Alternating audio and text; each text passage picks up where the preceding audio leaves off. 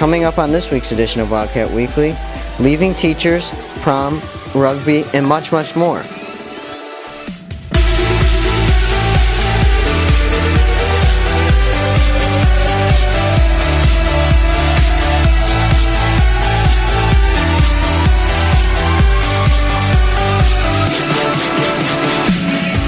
With the technology of late, kids are becoming more and more dependent on their social media. Connor has the story. As the generations go on, it's highly recognized by peers that the dependence on technology is taking control of the lives of young adults. I think that social media and today's kids, it's crazy. I know my daughter gets up and the first thing before she even gets out of bed, she's on her phone checking Twitter, Facebook, whatever she can to find out what's going on that she missed while she was sleeping. And I also, I bought her a smartphone 2 years ago, and she's like, I'm the only one that doesn't have a smartphone. It started to become a huge problem. Not only are people using their phones a lot, but they can now find themselves without it. People are too dependent on it. I saw an experiment once where somebody had to try and go a day without using their cell phone, and they couldn't do it because they didn't have a regular alarm clock. And they're like, oh my gosh, I wonder what my friends are doing. They never thought of actually having a real phone conversation with somebody. I think that a lot of teenagers and even younger kids, they don't know how to have a conversation, a face-to-face conversation with somebody. As a counselor, I'm trying to encourage kids, hey, go talk to your teacher, go talk to this person, and kids have a hard time doing that. Put down the electronics and stay off social media. For Wildcat Weekly, I'm Liam Kirstein along with Connor Miller. As the school year is coming to a close, it's time to say goodbye to many important members of the NVHS community. Maddie has more. Spike Grotius. I'm a guidance counselor at Neuqua Valley, and I've been working in the school district for 38 years. I'm Joan Callan, and I am a guidance counselor here at Neuqua Valley High School. And I have been a guidance counselor at Neuqua for the past 16 years. Joy Pearson, Nevergall, and I teach the adaptive PE classes here at Neuqua and some regular ed PE classes. I've been teaching for 35 years and been at Neuqua since we opened, and I was at Wabanzi before that.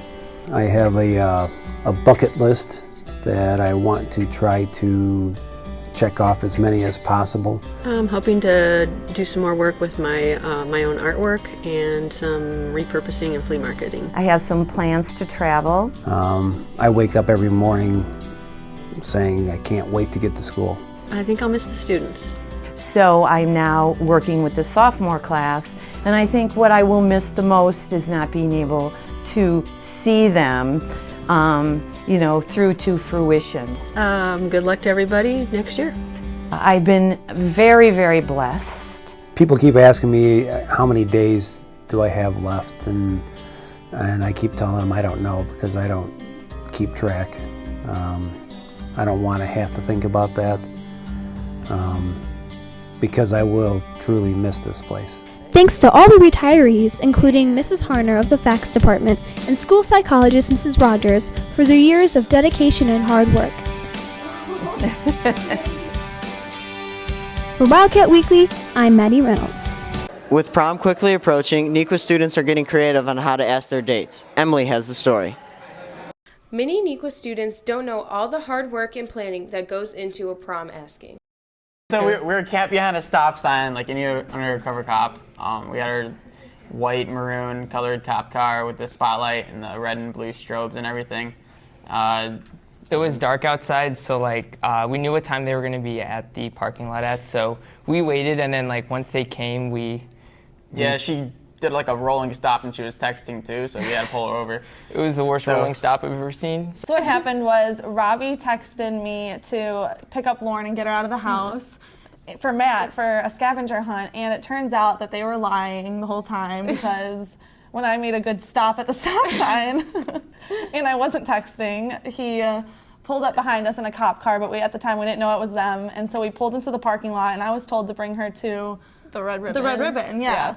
So I followed Kelly out of the car because she just kept freaking out, which made me even more nervous. And then she was looking all over for the red ribbon on the tree, and then there was no note on there. So then she looked at me, she started freaking out. She's like, I only know as much as you do. They got out of the car when we pulled them over, which we don't know why. Like, they were like running around too.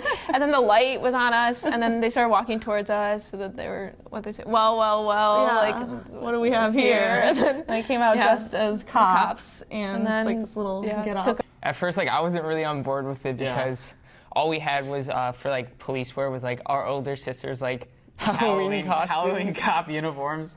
Have a great time at prom for everyone who's going. And for Wildcat Weekly, I'm Emily Sanderson. The rugby season is in full swing and underway. Patrick gives you an in-depth look on the team.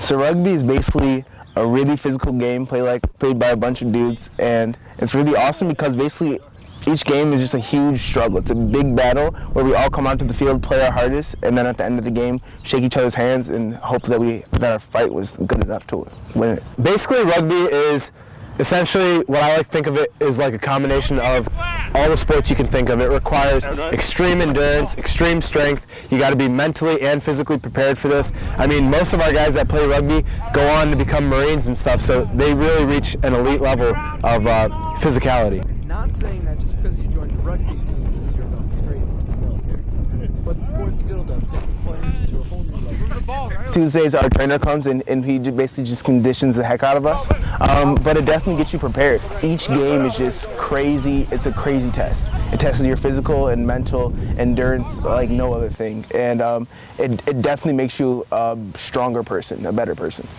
To get these players ready for the new test every week, let's go. Well, our head coach, Coach Graham, is an awesome guy. He's from New Zealand, and he's played rugby his whole life. And he connects with the team in a way that just really is down home, and we understand what he's talking about, and he can relate, and we have a good game plan every week when we're going into games. Not only has Coach Graham helped prepare the players for the tough games ahead, but has also helped turn them into more than just a team.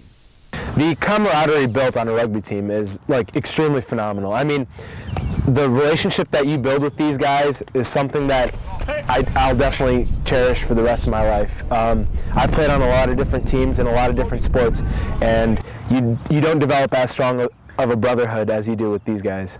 Then you got to hustle across. Just 1 week left in the season. The team hopes to end on a good note and hopes to return to the state game again this year.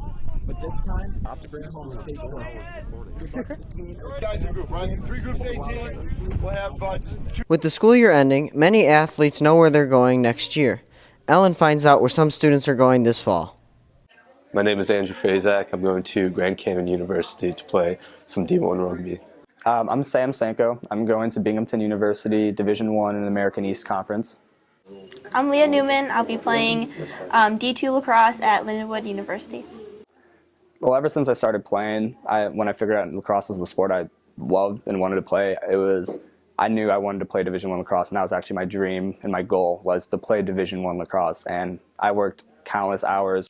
The thing about signing for club sports, I have a lot of friends that are on the lacrosse team, the guys and girls lacrosse team, and there's other sports like ultimate frisbee is a big one, where I could see the pain or like the frustration certain people have not being able to sign on signing day, and I had the same thing, which I wish I'd be able to sign on signing day. Between an actual sport and a club sport, there actually really isn't. There shouldn't be much of a difference between collegiate signing for college. If you're going to play a Division I, whether it's lacrosse, football, soccer, whatever, they're both letter of intents of the NCAA. There shouldn't be a difference. People who play club sports like lacrosse and ultimate frisbee and rugby put in the same effort, they're at the same time, the same dedication that any other players do, and I think it should be just as recognized. And I would be going down to Lindenwood this month to go sign and do registration there, so it kind of like it kind of works out like that. Congratulations to these truly incredible athletes. For Wildcat Weekly, I'm Ellen Podesnak. Thanks for watching this week's edition of Wildcat Weekly. Have a great weekend and have fun at prom.